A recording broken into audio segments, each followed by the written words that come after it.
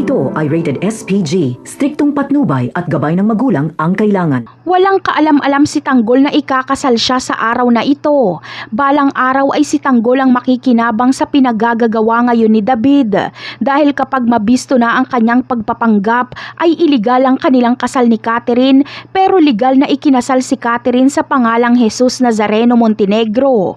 Sa pagdating ng panahong ito ay papayag si Catherine na mapangasawa si Tanggol dahil ganitong mga lalaki ang kanyang type.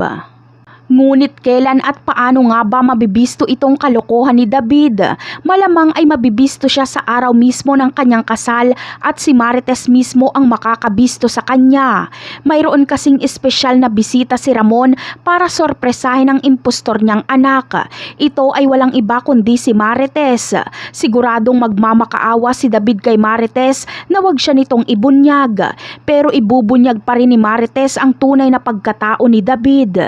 Dito ay sasabihin ni David na binayaran at inutusan at tinakot siya ni Olga para magpanggap. Si Olga ang kanyang ituturo, habang si Olga naman ay agad natatakas hanggat may pagkakataon pa dahil alam niyang totodasin siya ni Ramon. Dito na malalaman ni Ramon na ang kanyang nakaharap na tumangay kay Mokang ay ang tunay niya palang anak. Ngunit matatanggap naman kaya ni Tanggol si Ramon bilang ama? Ang sagot ay hindi. Bagkus ay kakalabanin niya pa ito. Kapupuutan ni Tanggol ng galit si Ramon dahil malalaman niyang pinagsamantalahan nito si Marites noon. Magiging magkakampi lang si Ramon at Tanggol kapag makumpirma nga nilang si Olga ang pumatay kay Mokang. Pareho silang naghahanap ng hustisya sa pagkamatay ni Mokang. Kaya abangan na lang natin ang mga susunod na eksena. Bye!